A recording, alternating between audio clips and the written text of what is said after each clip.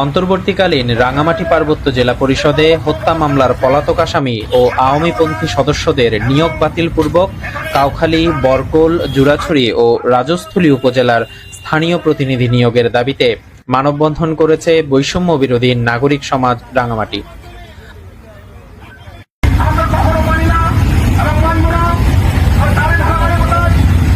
ছাত্র আন্দোলনের প্রতিনিধি মোহাম্মদ রাকিব হাসান, ইসলামী আন্দোলন বাংলাদেশ রাঙামাটি পৌর কমিটির সভাপতি মাওলানা আব্দুর রৌফ।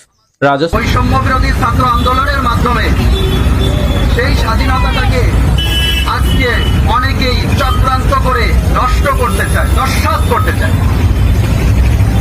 এজন্য আমরা ইসলামী আন্দোলন, আপনারা মিডিয়া ভাই থেকে শুরু করে সবাই জানেন, 5ই আগস্টে ইসলামী আন্দোলন বীর সাহেব চরমোনাই আপনার সর্বপ্রথম কারফিউ ভেঙে